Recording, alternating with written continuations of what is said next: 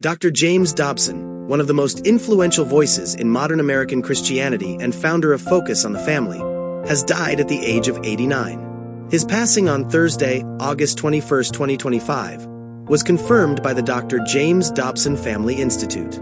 It marks the end of a life that shaped national conversations about faith, family, and culture for nearly half a century. For many, Dobson was a mentor from afar, a voice on the radio, a trusted advisor on parenting, marriage, and spiritual life. For others, he was a polarizing figure, whose outspoken positions on social issues drew both passionate support and sharp criticism. But regardless of where people stand, his impact is undeniable. Today, we look back on his remarkable journey, his lasting influence, and the complicated legacy he leaves behind. The early years. James Clayton Dobson Jr. was born in 1936 in Shreveport, Louisiana. His father was a Nazarene minister, and from an early age, James grew up steeped in church life. Unlike many religious leaders of his era, Dobson didn't begin as a preacher. Instead, he pursued academia, earning a doctorate in child development from the University of Southern California in 1967. His training as a psychologist shaped his unique approach. He wasn't simply speaking from the pulpit. He was bringing clinical insights and psychological research into everyday family life. This blend of faith and psychology would become the foundation of his career. The first book that changed everything. In 1970, Dobson published a book that would launch him into the national spotlight, Dare to Discipline. In it, he critiqued what he saw as permissive parenting and argued for a structured approach that included corporal punishment as a tool. The book struck a cultural nerve.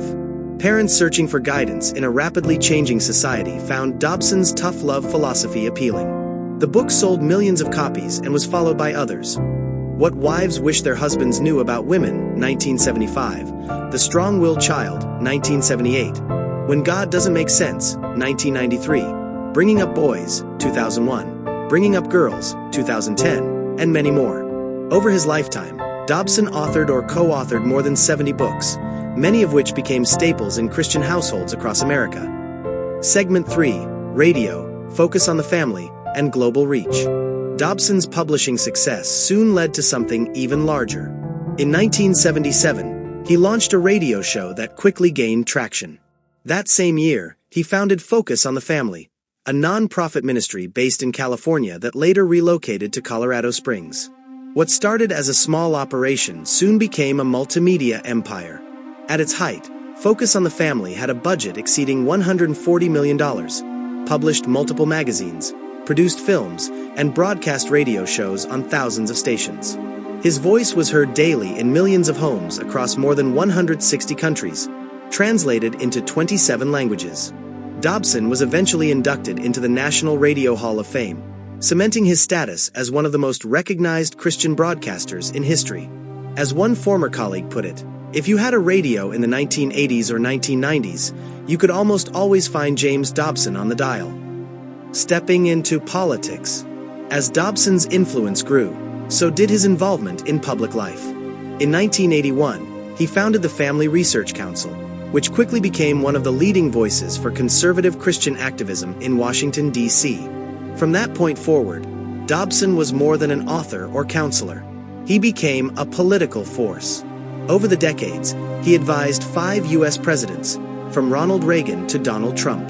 He campaigned vigorously against abortion, same-sex marriage, and LGBTQ+ rights, while advocating for constitutional amendments to define marriage as exclusively between a man and a woman.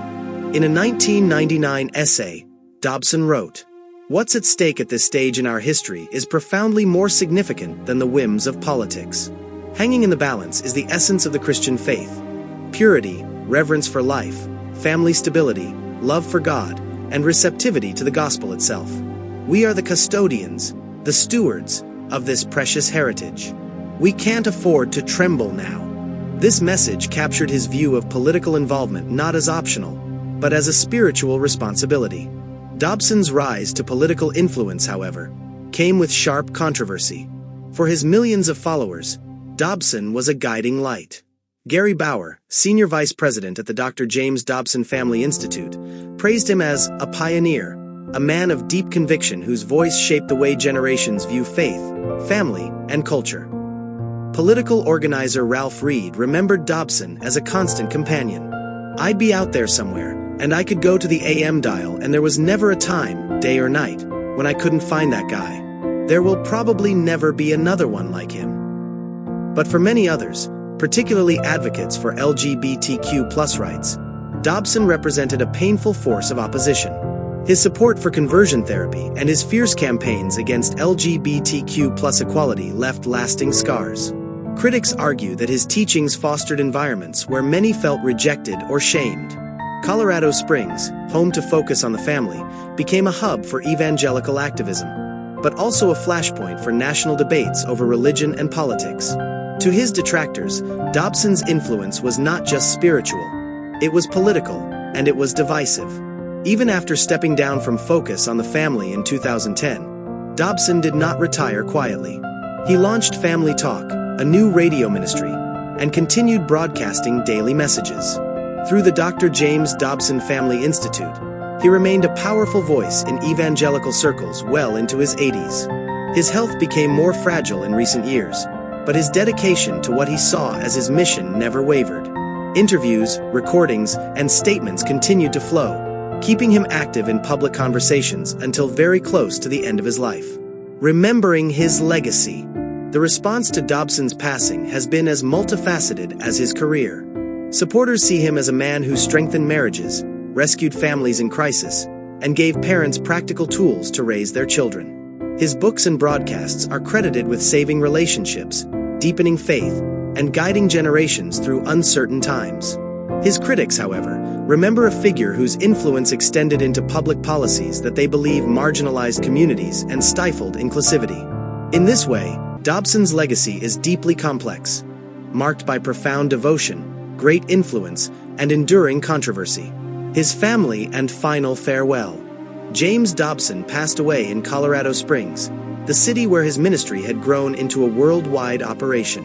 He is survived by his wife of 64 years, Shirley, their children Danae and Ryan, a daughter-in-law, and 2 grandchildren. In a family statement, they shared, "Dr. Dobson's impact endures through the many lives he touched, the families he strengthened, and the unshakable faith he proclaimed."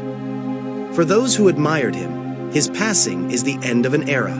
For those who opposed him, it is a moment to reflect on how powerfully one man can shape cultural and political landscapes.